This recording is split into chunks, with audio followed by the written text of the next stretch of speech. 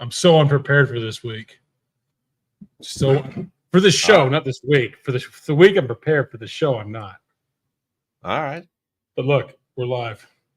Let the Discord lead your discourse. Look at this. Look at the Run Pure Sports Neon coming to a studio near you. Man. We just got it in. I should get some neon. Yeah. Well, you've got one behind you. Oh. You should have Director of Fun behind you. Yeah, I got that too. How about right behind me? Pin flags.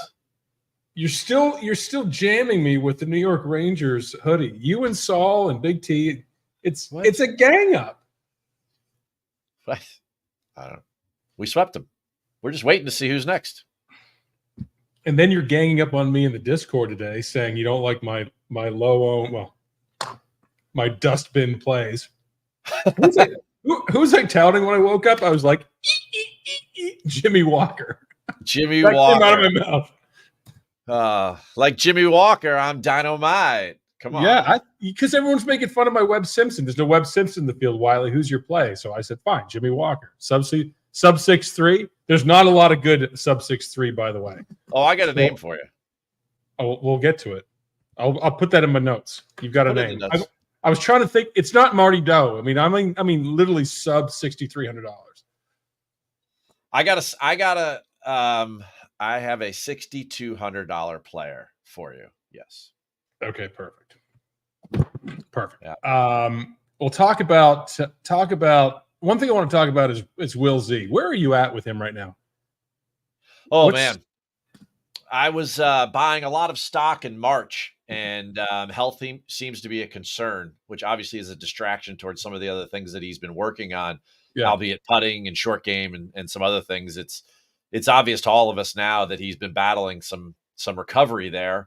Hence, maybe some of the struggles at Augusta and places where he should be a little bit more comfortable, or at least finishing in the top 20 all the time, like auto print that versus what has been happening. So it's a tough time for him to take a break, because in 2 weeks we have a major. In the next 7 weeks we have 5 big events. We've got 3 signatures and 2 majors. Yeah. So within 2 months, 80% of the season is over. I was looking at FedEx Cup standings, because we're getting to that point now. I like to call it the JT period. It's who's having JT's 2023 year, who's outside looking in. And a lot of people were talking about, I thought Jordan would be worse, but he's had a lot of top 10s. And then he's off, then he misses the cut, but so he's in the mid 40s, but Tom Kim, a lot of people were talking about this week, and he's 77th in FedEx Cup points, which puts him outside the playoffs. And the guy, he won Shriners in the fall, which I know didn't count towards this year, so save it from the comments. But he was ranked 11th in the world in October, and he's now 23rd, and he's fallen like a lead balloon. What do you say? Because he's a top play this week, right? I mean, he's a. That's why I look. What do you think happened to him? Do you think he may have been this, comet that just flew by Earth and everyone was mesmerized by it, but now it's kind of fizzled out and gone? Or do you think there's really some game with longevity? Do you think he gets just a really hot run? No, 3 wins in 13 months on the PGA Tour is, that's scorching hot. And he's still competitive at places where he can be competitive. I think the big problem is that on every, for me, it's Saturday mornings when I start digging into the next week, intently. It's oh, look, par 71, 7,400 yards. Oh, par 72, 7,400 yards. Oh, there's very few heritages. And there's a lot of pressure on him at there or Pebble or YLA to perform. And maybe he doesn't even go to those events, but he probably should, because he just doesn't hit it that far. And the putting has not been great. It. And drive for show, you finish it off. Yeah. Okay, this week, Andy did not have a lot of good things to say about this course. They used to play it at Trinity Forest for a couple of years, which was at least an interesting stop, right? It was a complete different architecture than we're used to, completely wide open, very difficult for fans to get around on I guess on the outskirts. I'm not familiar with Is it that's Dallas. Dallas? Yeah, I'm Yeah. not familiar with it, but I guess it was a bit of a hike for a lot of these players and not a great place to stay. The architecture of the clubhouse was amazing. I just felt it was an interesting track, and then they brought it to Craig Ranch. What are your thoughts on Craig Ranch? Because I think Andy didn't have a lot of great things to say about it. Yeah, I mean, I think, well, Andy. I mean, I think Andy and I would both be biased that we want to see everything on great golf courses. So Yeah. I would be in agreement with him. The business side of the PGA Tour is what it is. It's very difficult for them to make movements. You want to turn a boat, you turn the boat. You want to turn a cruise ship, you need 4 miles. And with all that's going on in the world, I don't really think they're taking a deep dive into some of these golf courses. If it works somewhere, then they're doing it. And I mean, I don't think TPC San Antonio. No, the all that Texas great. swing. The Texas swing kind of is lame now. I mean, the municipal, the Muni course there in Houston is pretty good. That gave us some very nice theater. That's probably the best one, but it's also Tom Doak, and this is DA Wybring, who's like, you go to his website and you're like, oh, TPC BYRON. Well, like, there's another place I don't want to go. And you hate Tom Doak, don't you? No, I love Tom Doak. Okay. But DA Wybring, I kind of want to start a controversy. Yeah, I mean, if you want to start a controversy, like I don't know, Ben Hogan. Like, there are no great H golfers, and there's no great H baseball players. I said that today. They did sport. Yeah, Honus Wagner. I don't know. Anyway, so I mean, it's just, I guess the problem is that we want the better players to be able to separate, and they can't do it on a golf course like this. I mean, like, that's what really breaks all this down, right? Did you go mute? Mm-mm. All right. I asked my counterpart here at the office for my Red Bull, which is sitting on the other desk. So brought to you by Red Bull. It gives Keith. Yes. Yeah. No, I mean, if we're doing plugs, that's what I do. Okay. Anyway. It's just, I mean, 25 under just isn't really all that exciting when, Matty Schmid is like the hot conversation piece of the week, and we've got 5 guys in the top 40 in the world rankings. These guys know what the average golf courses are, and they can't separate on them. So it's not really a lot of fun for them to go play and then, lose to guys that they really shouldn't lose to if the golf course was any sort of a challenge. So I think at the end of the day, 7th longest golf course on tour, 6,700 yard size greens, but they hit too many greens. They make too many birdies. They took away a par 5 and they still score 25 under. I don't know. It was last year when Jason Day won. I mean, it seems like this when you have to make 26 birdies like Jason Day did last year, or back-to-back KH Lee, you're going to have to make some putts. And and so that's really the architecture of where I'm going this week in terms of how I want to build. I looked at the top of the leaderboard in terms of pricing. Will Zalatoris is out, obviously. I think Jason Day and Spieth will still get ownership. Sure. Siwoo Kim's always popular. I would say that Siwoo Kim probably was the highest owned player this week, and rightfully so. I mean, he can putt, he can make a lot of birdies, but yeah, I think you could also make a case for a long shot's going to win this week. I mean, 70. I mean, it's going to be one of those random, a ton of birdie type weeks. You had KH Lee win back-to-back, and Jason Day certainly wasn't I don't know what he went off at last year. 18 to 1. Yeah. And he had Scheffler in the field last year too. So I don't think that this is something that all of a sudden Jordan Spieth comes back and wins. I just think there's better golfers on the course right now. You can tell me I'm wrong, huh? No. There's not better golfers on the courses? No. Spieth is not no. Yeah. That's right. That's right.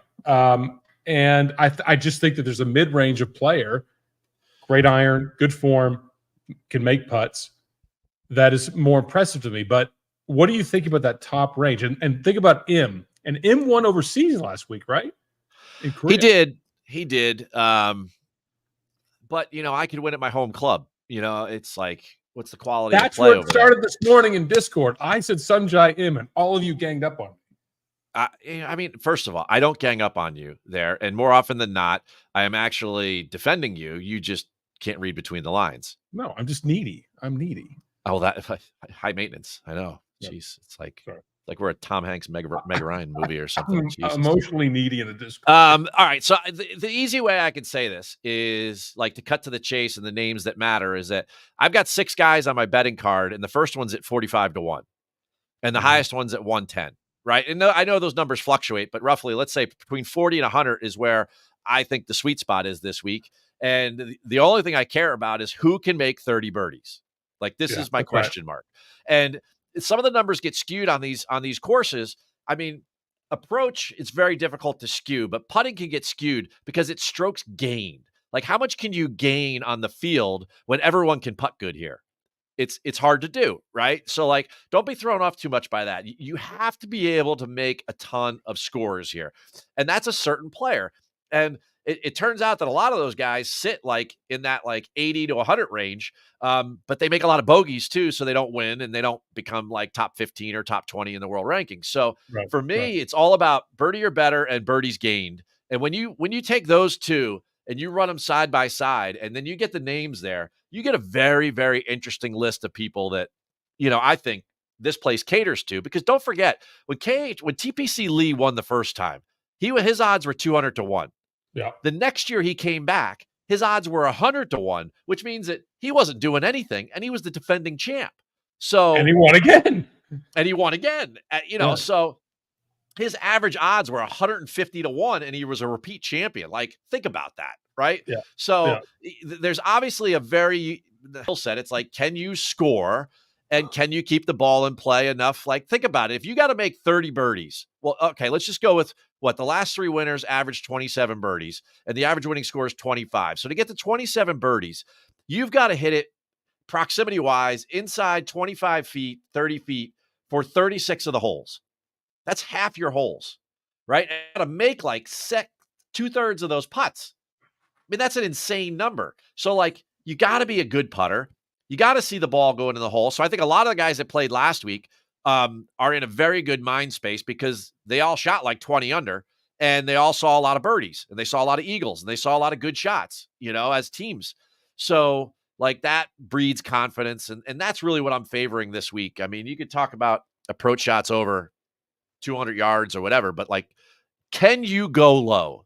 Certain guys can, certain guys can't. And when you dig in there and you're looking at your model screens over there, mine leads with an H, but he's probably not that good. So you said 45-1 and you said H, and my favorite play this week was Mackenzie Hughes. Am I on your winner? Ooh, he's definitely on my outright card. He was second in odds on my card. So it's Hostler then, right? No, I'm not on Hostler at all. Hostler's been very bad on approach, and he's not gonna create the 36 birdie chances, legit birdie chances. It's Hubbard. It's Hubbard. Hubbard's much higher. Hubbard is around 60-70, but Hubbard is on my card. Who's the H? Who's the H 45-1? Well, no, this guy's not on my card, but he's leading my list of guys that I compared birdie or better, and then I put birdies gained on the field. So Tom Hoagie has created an S-load of birdies lately. Yeah. So, if you look back the last 24 rounds, he's third in the field in birdie or better, and he's fourth in the field in birdies gained, right? Like, that's a lot, So that's kind of like, I didn't take Hoagie because he's on my blacklist right now. The 9 at Heritage when he was trying to catch a plane, and then this past week he misses the cut with Mav McNeely, which like should have been like a cakewalk for a top 10, and he didn't do that. So he's like, done. Like, he's like the Caps, done. Sweep him away, right? But Tom Hoagie's a guy that makes a lot of birdies, and for all intents and purposes, if you want to go there, he makes sense. Birdie streaks, all that kind of stuff that you guys love, for sure. Yeah, I think that's why I like the mid-range, like the Jaggers, the Hoagies, Mackenzie Hughes. I had about 6 guys with H last names, just completely demolishing my H good player theory. Hostler, Hoagie, Hughes. I Hubbard. like Charlie Hoffman a little bit. Hisasune. Hisatsune. Come on. No, it's not. It's not. That's incorrect. Come on. I got the proper pronunciation. I did it on the show live. It's Hisasune.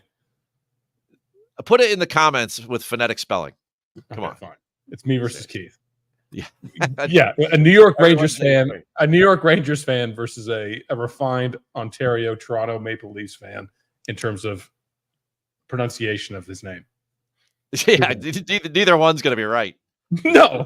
It's not even going to be close. Mark Hubbard, another one. Hubbard, sure, yeah.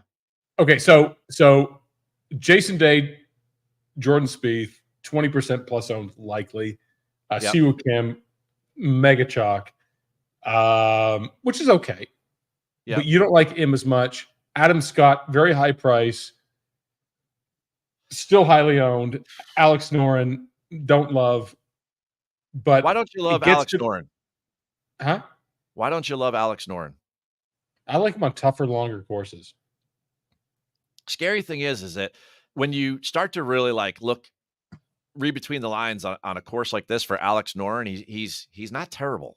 As far as like the top of the board, and there isn't any betting value there, but like Noren makes a lot of birdies on par fives, and he makes a lot of birdies in general. So that to me catches my attention. So, and he's good on long approaches, which is going to give him more birdie chances. In the mid-range, then. Yep. I like so you have two of the six guys that are on my card already, both with H's, Hubbard and Hughes, right?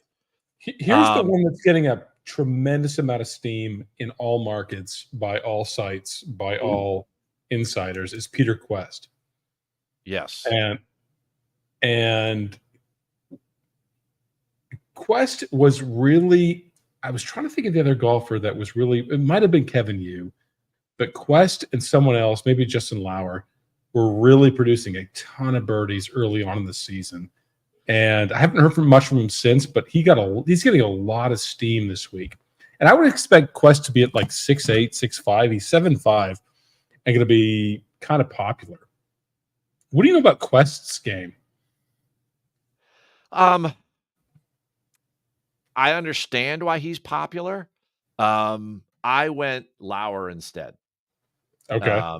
As far as that goes, it's you're talking about a very similar price range. As far as betting goes, I'm not sure where Quest fall. Where did Quest fall in the DFS market? 7,500. Yeah, mid sevens. Okay. I got a better one for you.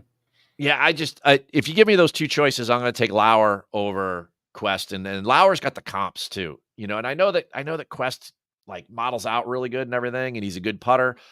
He doesn't make as many birdies as some of these other guys that we're talking about, like Mac Hughes, right? Or like Mark Hubbard.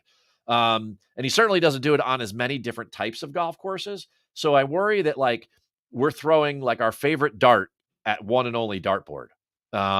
Whereas Justin Lauer, has played well on comp golf courses, long birdie fest type golf courses.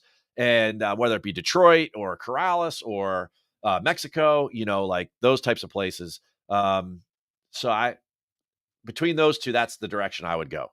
And if it saves you a lot of leverage on ownership, going Lauer over Quest, then hey, I guess that's gravy for the Discord guys.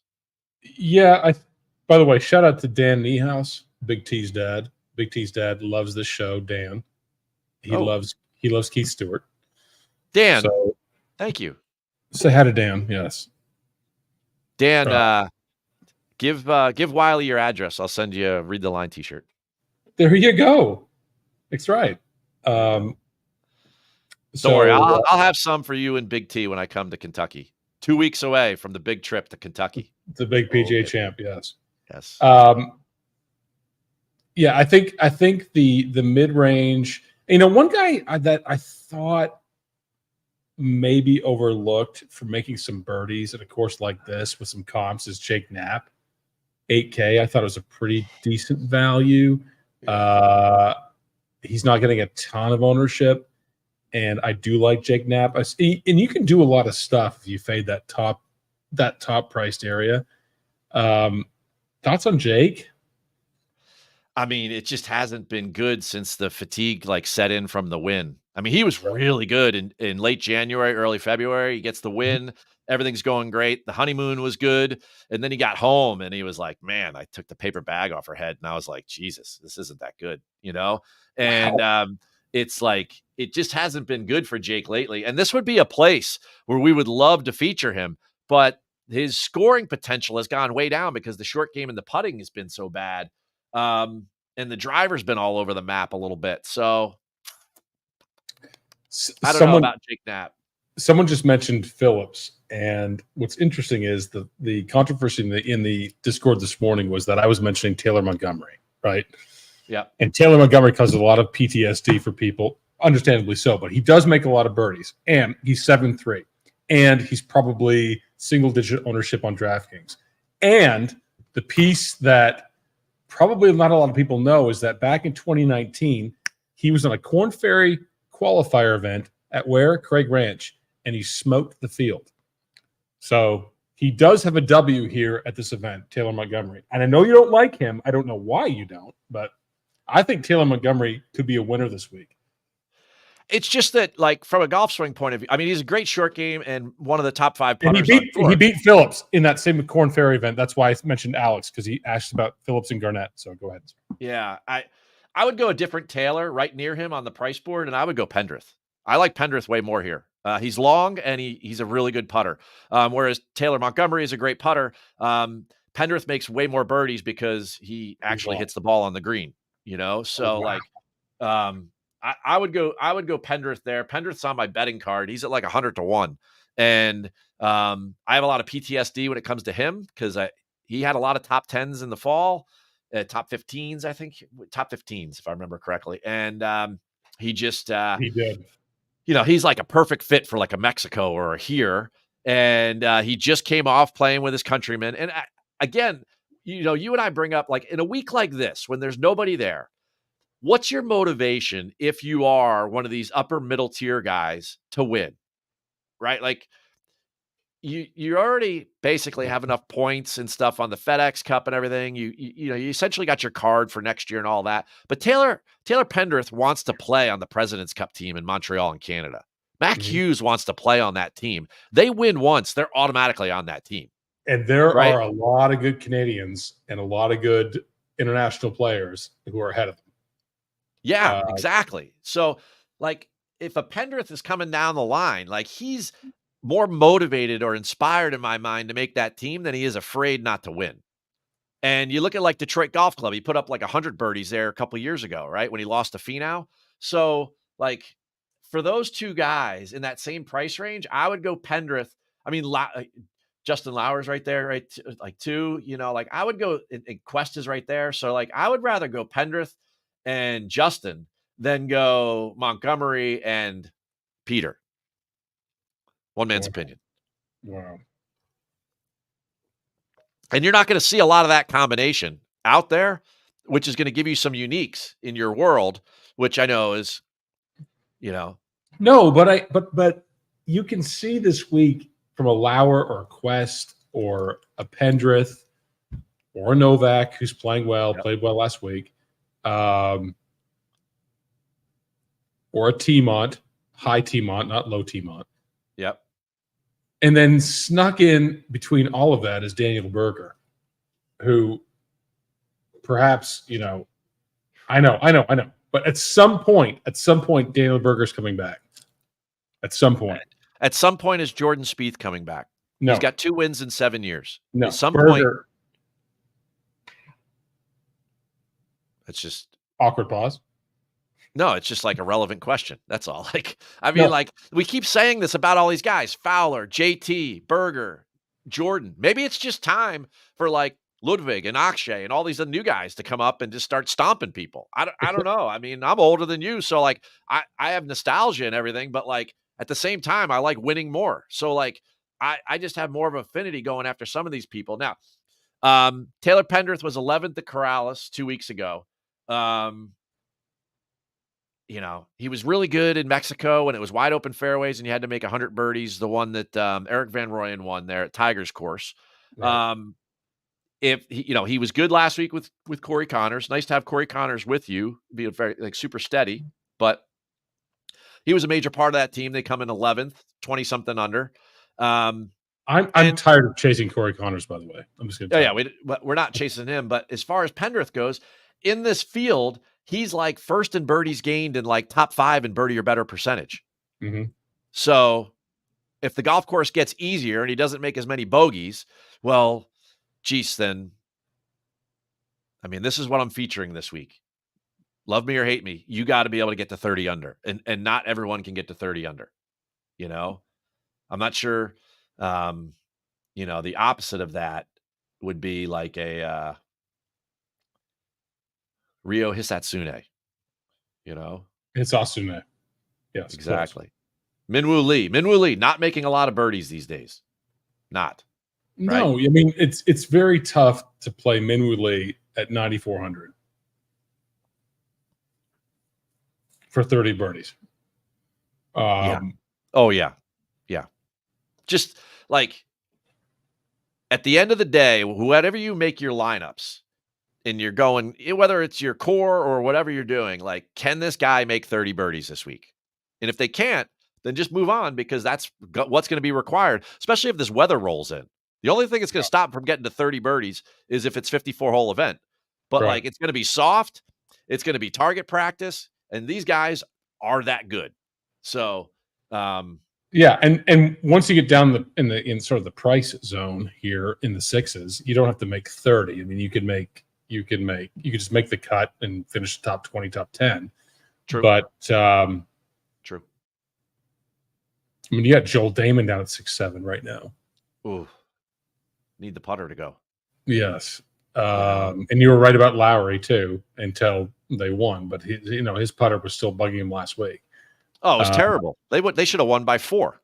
Uh-huh. I'm interested to hear your plays in the low 6s, the one that you've been sort of holding over my head since this morning. The 6'3". He's a Dallas region native. Okay. He was good last week. Okay. At the Zurich. Okay. And he hits a ton of greens in regulation, and he can score reasonably well, but he's worth 6,200. But Kelly Craft. I was going to say Sung Kang, but no. I know he's a member there, and he won back in 19. But that might have been the last time Sung Kang made a cut. Kelly Craft. Yeah. In the year of our Lord 2024, Keith Stewart is. I mean, oh my God. Yeah. I don't feel so bad about my Jimmy Walker. Chris Parrish called it. He said he knew you were going to say Kelly Craft. Oh, did he? Yes. I must have missed. Oh, there you go. Yeah. There you go. Chris Parrish, send me your yeah. More DM me on social media and send me your address. You don't have to do it here. Do it privately on social media, and I'll send you a shirt. Yeah, Keith actually shows up to your house. He doesn't like mail it. He drives to your house. Yeah, assuming you're in the tri-state area. Yeah. No, doesn't matter. Be in Oregon. Ding dong. Hey, it's Keith. That'd be impressive, wouldn't it? It's 3 a.m. Yeah, it's about the time I'd get there. 2 days from now. Yeah, the only other guy that's deep in the 6s that kind of caught my attention because I was getting some reports from the Dallas area was my man Vince Whaley. So okay, and he's been but he's made 3 straight cuts at TPC Craig Ranch. He's from Dallas. The agronomy suits him. Whatever happens with the weather this week, he's got a good, comfortable place to stay. I don't know. I went top 40. Do you believe that there's a Texas narrative here that Texas guys play better in Texas? Yes. You said agronomy a few times, so I want to ask that. Yes. Yeah. Why? Is there a narrative with Zoysia fairways and Sepp Straka? Yes. If a guy is comfortable with a certain type of agronomy, they are definitely going to feel more comfortable as they play on a certain, especially if it's like, their home course. Think about when you play at Lexington versus let's say you get a trip to play in a pro-am over at Valhalla. You're generally going to play better where you're more comfortable. So it's definitely, there's like the Florida guys, Billy Ho, Daniel Berger, Sam Ryder, put them on Bermuda grass and the guys tear it up. You start to take them other places, put them on POA and other grasses, and they're average. I mean, they're fantastic players, but you mix the course. I mean, this is why we do all of this, right? You try to figure out where they fit, and then you play them. For me, Peter Quest, it's like he fits in like too small of a niche, though. I would like the niche to be a little bigger, but so be it. Yeah, I mean, I agree with you there. I'm not really sold on Peter Quest at 7.5. Like, I don't want to invest my life in Peter Quest. Yeah. Much better on Lauer. I think Novak is still trending up. I'll buy into the Pendrith. Hoffman has withdrawn, I think. But I'm telling you right now, hand to God, Taylor Montgomery's going to have a week. Wow. I mean, shouldn't you save the hand of God for Saturday at like 5:30 p.m.? That's true. If you're going to pull out the hand of God, I mean, that would be the time this week for you. Just, it's like if I needed an overtime goal for the Rangers or the winner of TPC Craig Ranch, I think you know where I'm going. Well, you played fucking the Capitals. You played the Capitals in round one. You could say that about everyone. You know why? Because we had the best record in the NHL. Everyone's beneath us. You're gutless. You're gutless. New York's gutless. Gutless. Fair enough. Question for you, right? Yes. I like Seamus Power this week. I love Seamus Power. I like Seamus Power this week. He has the propensity to just like show up and make a ton of birdies, he did when he played the Barbasol here. And you always ask me like who looked good the last time I was out, and he hasn't looked good in a while. Like all of West Coast and everything, he didn't look good. But at Heritage, Seamus Power, I was like, this guy looks pretty good right now. And he was 12th, so I was like, all right. And then I looked, and this week he's 3 straight top 20s at TPC Craig Ranch, and just a guy that hasn't been on anyone's radar for a while. You're kind of like, so I don't know, but take that for what it is. But I'm betting him. I am. I love Seamus Power. The guy that kind of scares me, the two prices that kind of scare me at 7-1 are Toasty, who didn't have the greatest week last week in the I would attribute that I don't think he likes other people. No, it was an odd pairing with Ted Potter, right? Yeah. And then Ryan Palmer. Ryan Palmer always plays well at home in Texas. There's your narrative, right? And he still hits it pretty far for his age. He makes a ton of birdies. Ryan Palmer is 7-1, yeah. If you brought that guy to your 3-day member guest at Lexington, that guy would take people alone, not with you. I mean, you would just have to keep filling up the beer in the cart. No. He would take people behind the woodshed and just make so many birdies on them. It would be ridiculous. No, he would look like the assistant pro. He'd be like, "Oh, this guy's not going to beat us." Oh, wax job. He shoots at 58. Oh yeah, he'd armor all you. It'd be ridiculous. This 50-year-old's hitting 330. Yeah, exactly, Kyle. Never fade Ryan Palmer in Texas. I can't explain it. I can't describe it. Yeah. So my lowest winner on my betting card is the bombing Belgian, and it's no longer Thomas Pieters because he defected to live. But Dietrich. Pieters was everything I thought that the next greatest golfer would be. Oh, that golf swing. Golf swing. I mean, pros used to talk about it. He did everything well. Plus, he had the swagger, the attitude. I just think he's too smart. I just think he overthinks things. Yeah.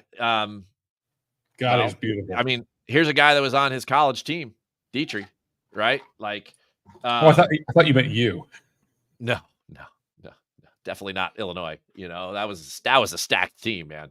But for some reason, and I got a bunch of them, but and I know he's up in the low or the high eights. Like if you went Dietrich or Mitchell, I'm going to go Dietrich this week. So I